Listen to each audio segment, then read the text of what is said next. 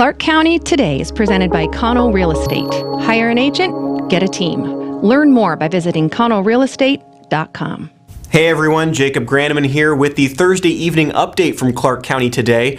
Congresswoman Jamie Herrera Beutler issued a statement about what she experienced during the protest Wednesday at the Capitol building in Washington, D.C. Herrera Beutler was on the House floor as protesters overran police and pounded on the doors. She said the Capitol Police barricaded her and her fellow lawmakers in the chamber and told them to get down and put on their gas masks. The Congresswoman said they were eventually ushered out of the House chamber. She said while she was being escorted, a Capitol Police officer told her they found and detonated 4 bombs just off Capitol campus. Herrera Beutler said the reports of chaos, panic, and dangerous actions by protesters were not exaggerations. She also released a statement she wrote the day prior to the Wednesday's protest explaining her decision not to vote to overturn the Electoral College results of November's presidential election. In that statement, Herrera Beutler said the important thing is that we cannot be a nation of lawlessness and anarchy. Nothing is more important to me as representative than the preservation of our constitutional republic, she said. To read the Congresswoman's full statement, see our story at clarkcountytoday.com. Senator Linda Wilson recently offered a statement on legislation she pre-filed requiring all gubernatorial emergency orders to be approved by the legislature after 30 days. The 17th District lawmaker has been consistent in raising questions as to why lawmakers in Olympia have not been allowed to provide input to Governor Jay Inslee during the coronavirus pandemic. Wilson is the Republican leader of the Senate Committee on Economic Development and Trade. She also served on the governor's pandemic-related business recovery task force until it was disbanded in May after just 5 weeks. Wilson said that under current law, there are 2 types of emergency orders. One requires legislative consent, the other does not. Her proposed bill would require legislative review of all emergency orders. Wilson said the legislation would simply include lawmakers in the decision-making process and ensure that the voices from across the state are heard. To read the senator's full statement and also for a link to her proposal and the legislation, go to our story at clarkcountytoday.com. The recent increase in COVID-19 cases and hospitalizations continued for Clark County today. Public Health said there were 128 new cases with 1 additional death, bringing the total number of fatalities from the virus to 150, including 12 that are still unconfirmed. As of today, there are 83 confirmed and 4 suspected cases in Clark County hospitals, making up more than 15% of bed space. Right now, there are 1,132 people with a case that is still considered active, a new record. The county warned that the recent downward trend for new cases per 100,000 people would likely end next week based on daily numbers so far this week. Groups of parents have been assembling, pushing to get their children back into school classrooms. They gathered on social media, shared experiences and information, and continue to try to pressure school boards and administrators to open up. Camas mom Andrea Seeley never imagined becoming a leader for the cause, but now she is. I think the most important thing to remember is that this is about the kids. It's not about politics. It's not about egos. It's not about fear. It should always remain about the kids. And I think that's getting lost in all of this. And, I think it's fair for everyone to know both sides and to know what's going on behind the scenes. Otherwise, parents can't make informed decisions about their kids' futures and about what to do about school and what to do about what's coming for the future, whether school's going to open, whether it's not. We hear a lot of things on both sides. Governor Inslee has relaxed COVID guidelines for schools, and school boards around the state are modifying their plans to reopen. Visit clarkcountytoday.com to read this and other stories about schools reopening.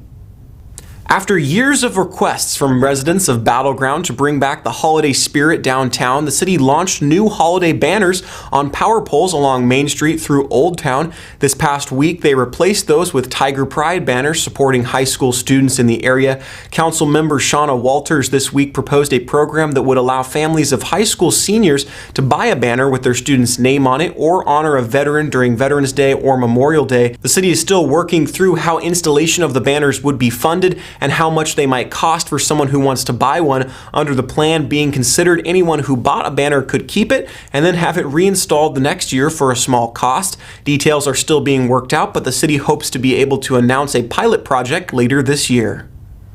It might not have been as anticipated as the opening of the first Chick-fil-A in Vancouver, but the opening of the second Chick-fil-A in Clark County was still a big deal to a lot of people. We sent Paul Valencia out to Vancouver Mall to capture the edible excitement. Hey, Paul Valencia here. We are at the opening of Vancouver's second Chick-fil-A restaurant. This one at the Vancouver Mall. Why is this a big day? Well, because Chick-fil-A is a beloved restaurant in this community. As you know, the restaurant in East Vancouver, which opened in 2016, still has a very high demand.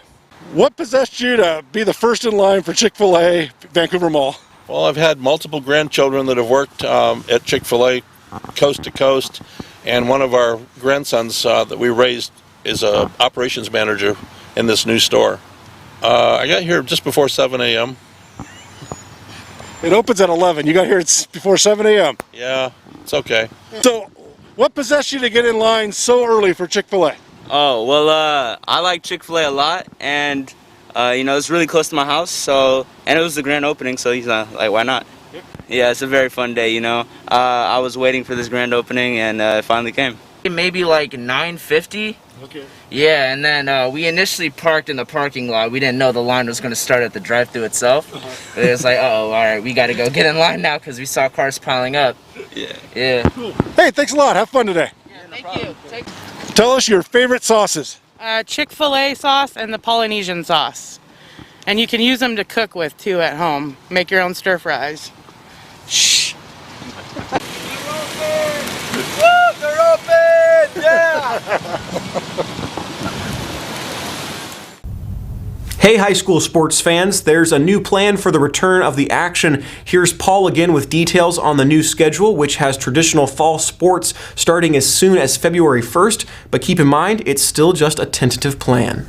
Prairie football coach Mike Peck acted like he just got a late Christmas gift. Football could start as early as the first week of February. Wait, what?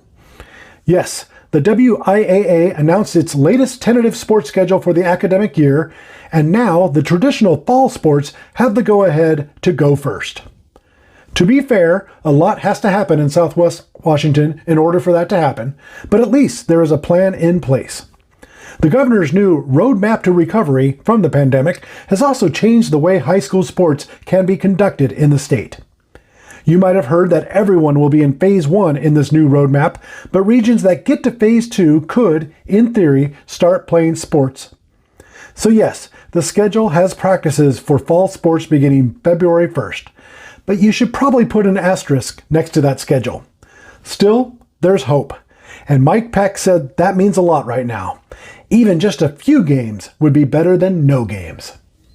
Well, all that rain has brought us the annual mudslide season. Crews and Clark County Public Works have closed a nearly 4-mile portion of Pacific Highway between Woodland and La Center. The closure will allow crews to make repairs to the roadway that was damaged after heavy rains caused a culvert to fail just north of the intersection of Pacific Highway and Northwest Griffith Road in Woodland. Pacific Highway will remain closed between Northwest Bratton Road in Woodland and Northwest Boland Street in La Center. Drivers should take alternate routes during the closure. No through traffic will be allowed, but local access will be maintained. The repair work should take about 2 weeks, but is dependent on weather. Once the repair is complete, drivers can anticipate a rough roadway until weather allows the road to be repaved. Well, there's a look at the stories we've got for you at ClarkCountyToday.com. Be sure to check in with us on Facebook, Twitter, Instagram, and YouTube to see when stories are posted and join the conversation.